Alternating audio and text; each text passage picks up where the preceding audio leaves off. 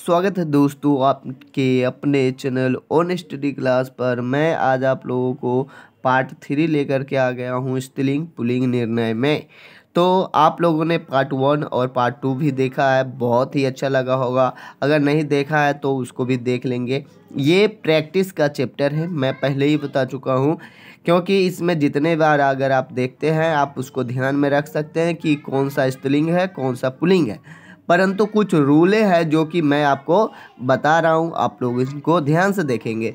Rule number आज का है वो 7 है कि छोटी ई और बड़ी ई अगर वही रह जाता है, छोटी ई और बड़ी ई जब हम पुल्लिंग बनाते हैं, तो उसी तरह से अगर अ रह जाता है जब हम उसका पुल्लिंग बनाते हैं तो वो पुल्लिंग शब्द होता है। तो चलिए कुछ उसको जो है कैसे है तो देखते हैं कि कुछ द्रव्यवाचक समझ ही रहे हैं कि संज्ञा की बातें कर रहे हैं।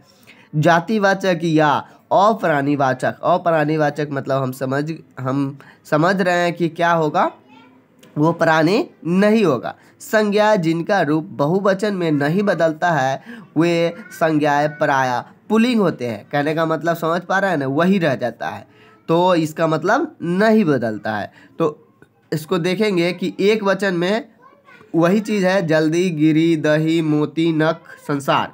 जैसा कि आप लोगों के एग्जाम में दही और मोती जैसा शब्द कई बार आया होगा और आता ही रहता है, तो उसका हम लोग क्या करते हैं, पुल्लिंग बनाते हैं, बहुवचन बनाते हैं, तो वही होता है। इसका मतलब ये है कि ये सारे क्या है, पुल्लिंग शब्द है। क्योंकि जिसका पुल्लिंग वही रह जाता है, जिसका बहुवचन वही रह जाता है वो पुल्लिंग शब्द ही होते हैं।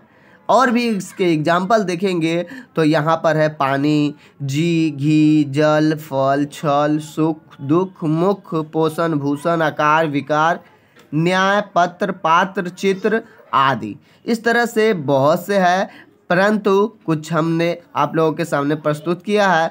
तो आगे देखेंगे अगला क्या सूत्र है कि अगर ए हो जाए, जो है ए हो जाए, आए हो जाए और छोटी बड़ी क्या हो जाए, इया हो जाए और या हो जाए तो वह स्त्रीलिंग होंगे, मतलब स्त्रीलिंग होंगे। क्लियर?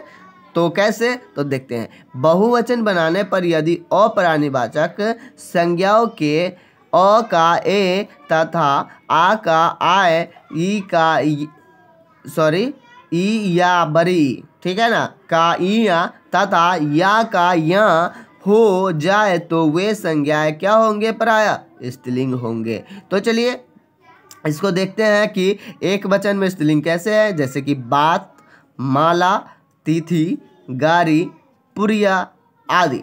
अगर इसका बहुवचन बनाते हैं तो क्या होगा, बातें, मलाए, तिथिया, गारिया, पुरिया। तो ये सब अगर ऐसे शब्द हो जिसका पुल्लिंग बनाने पर इस तरह से आए तो उसको हम क्या कहते हैं, स्त्रीलिंग कहते हैं, ठीक है ना। जिसका हम इसको अगर हम क्या करते हैं, बहुवचन बनाते हैं तो इस तरह से आना चाहिए।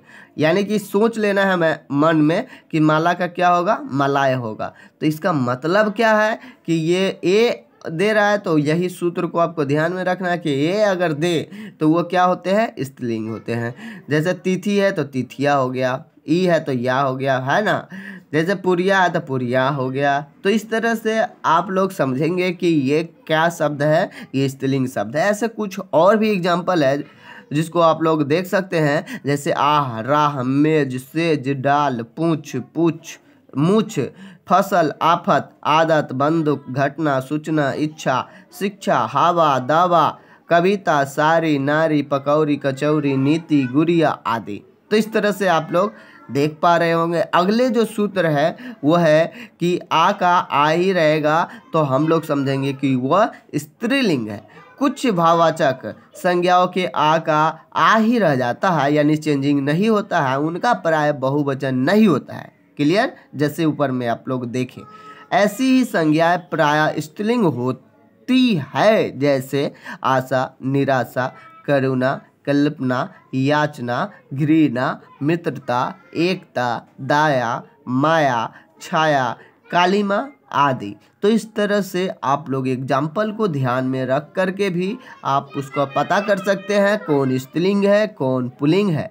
अगर ये वीडियो आप लोगों को अच्छा लगा तो इसको लाइक कर दीजिएगा, और पार्ट 1 2 नहीं देखे हैं तो जा करके ज़रूर देख लीजिएगा ताकि क्लियरिटी मिल जाए, क्योंकि इससे पहले पुल्लिंग शब्दों का भी हम लोगों ने सूत्र को जाना, जिसमें इसमें कुछ ही लिखे हुए हैं पिछला वीडियो में और देख सकते हैं। Thank you for watching.